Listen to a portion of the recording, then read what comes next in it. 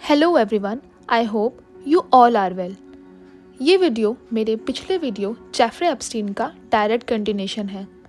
पिछले वीडियो में हमने देखा जेफरी एप्स्टीन का राइज और उसकी मिस्टीरियस डेथ।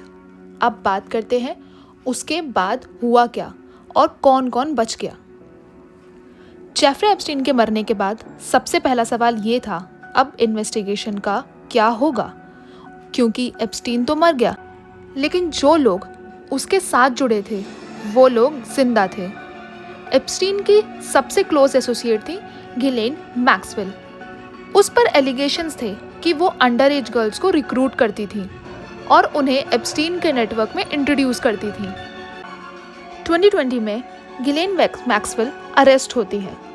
2021 में गिलेन मैक्सवेल का ट्रायल चलता है। विक्टिम्स कोर्ट में टेस्टिफाई करते हैं। कोर्ट ये मान लेती है कि एप्स्टीन का सेक्स ट्रैफिकिंग नेटवर्क रियल था। 2022 में गिलेन मैक्सवेल को 20 साल का जेल सेंटेंस मिलता है, लेकिन ट्रायल के दौरान भी एप्स्टीन के क्लाइंट्स के नाम पब्लिक नहीं किए गए। सबसे ज़्यादा डिमांड थी एप्स्टीन क्लाइंट लिस्ट। लोग पूछते रहे वो पावरफुल लोग कौन थे, कौन उस आइलैंड पर गया और कौन उस प्राइवेट जेट में बैठा। ऑफिशियली आज तक कोई कंप्लीट वेरीफाइड लिस्ट रिलीज ही नहीं हुई। जो चीज़ें पब्लिक हुई वो थी फ्लाइट लॉग्स, फोटोज़ और कोर्ट डॉक्यूमेंट्स।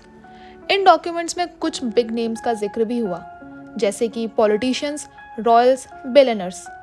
ज़्यादातर लोगों ने कहा हम एप्स्टीन को जानते तो थे पर गलत काम में इन्वॉल्व नहीं थे।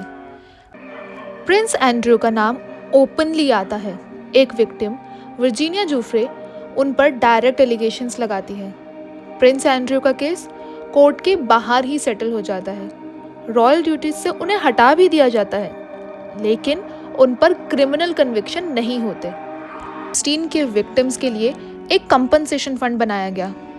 कुछ विक्टिम्स को पैसे मिले, लेकिन उनके सवाल वही थे, सच पूरा कब निकलेगा। यहाँ सबसे डिस्टर्बिंग बात यह है, एप्स्टीन 2008 में भी पकड़ा गया था।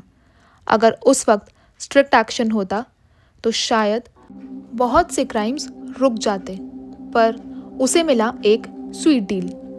एप्स्टीन की डेथ के बाद कॉन्स्पिरेसी थ्योरीज इसलिए आई क्योंकि too many things did not add up, जैसे कि कैमरास काम नहीं कर रहे थे, गार्ड्स ड्यूटी पर नहीं थे, सुसाइड वॉच हटा दिया गया था। इसलिए लोग आज भी पूछ रहे हैं, क्या ये सुसाइड था या साइलेंस। जेफरी एप्स्टीन का केस सिर्फ एक क्राइम का केस नहीं है, ये पावर, पैसा और इन्फ्लुएंस का केस है, जहां एक आदमी मर सकता है पर सिस्टम सेफ रह जाता है। एप्स्टीन तो मर गया पर सवाल जिंदा है, और जब तक पूरा सच पब्लिक नहीं होता ये केस खत्म नहीं होता। ये सिर्फ एक स्टोरी नहीं, ये एक वार्निंग है। तो आप क्या सोचते हैं, सच छुपाया गया या कभी था ही नहीं?